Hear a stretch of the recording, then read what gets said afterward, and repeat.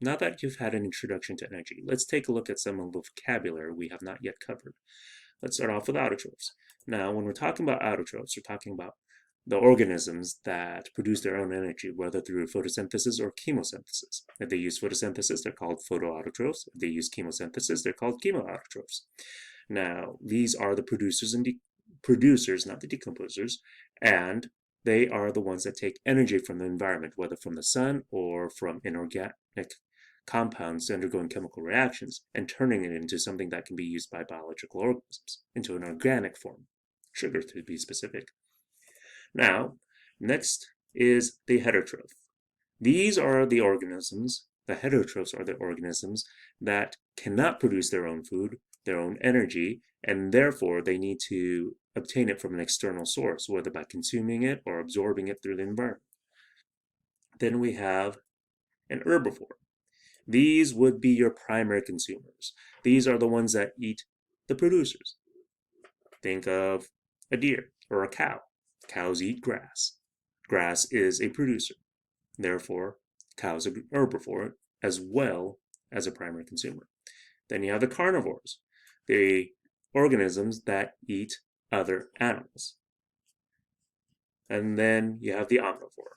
These are the animals that can eat both meat, other animals, and can also graze from the producer level. Now let's get back to energy. This diagram is one way to look at things. You have the abiotic chemicals, and then they are converted into an organically available form by producers, and then the producers are eaten by consumers, and then when the producers and consumers die, they are broken down by the decomposers back to the component chemicals, which are then again turned into organically available energy forms by producers using energy from some source. Now, this transfer of energy from stage to stage, whether from producer to consumer or the different levels of consumers, is inefficient, meaning that you lose a lot of energy between each stage, between each trophic level. It's generally stated around 10%. Usually it's actually between 5 and 20%, but for simplicity, most people just say about 10% transfer of energy.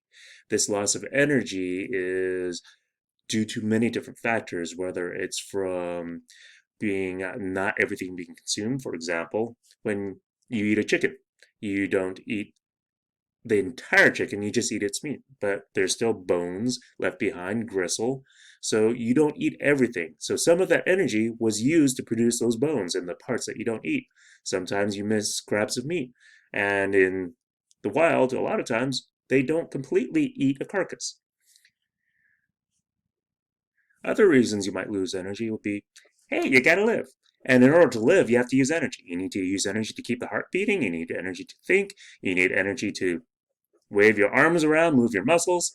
It all takes energy. And anything that you use cannot be consumed by the next level up. As an example, say you have a fish.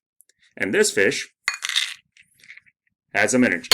Now, the fish can use the energy for certain things, such as it needs to live, it needs to breathe, it needs to swim away from predators, it needs to chase after food, it needs to find a mate.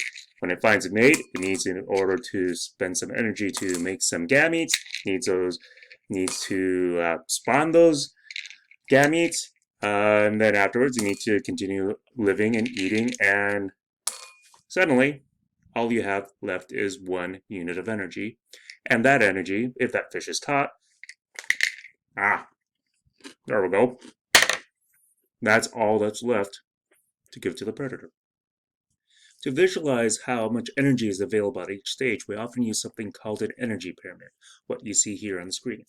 Now, you have at the base the source of energy, in this case sunlight, say it has 1 million joules, and then you have the primary producers, the ones that take that energy and convert it into a biologically available form, and say that they can only be able to absorb 10 and produce 10,000 joules. So they have 10,000 joules available within the producers. Then that means only about 1/10 of that is transferred over to the next level, is available to be eaten by the next level due to having to do metabolism, having to have kids, everything takes energy. So the consumers, the herbivores, they eat only about 1,000 joules of that. Next level have only available 1/10 of that again, 100 joules for the secondary consumers. And for tertiary consumers, there's only 10 joules available. Depending on how much energy the primary producers are able to convert, that will determine how many trophic levels you will have in your ecosystem. If there's much more, then you might be able to even have a quaternary consumer. But in this one, it only goes up to tertiary. One thing you have to remember about energy is that it flows through our ecosystem, through our planet. Yes, we get it from the sun, but that energy comes from the sun, gets absorbed by plants, and then that plant might get eaten by an animal goes around, gets eaten by something else, so it bounces that energy, bounces around on our planet.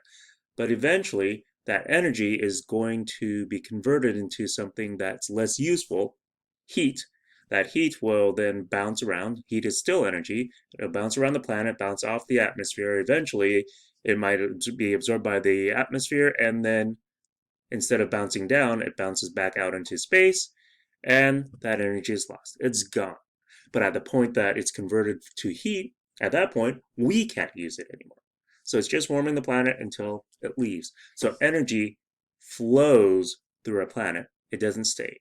On the other hand, when we're talking about the nutrients, the physical matter, that cycles within matter, within the planet, and we'll talk about that in the next lecture.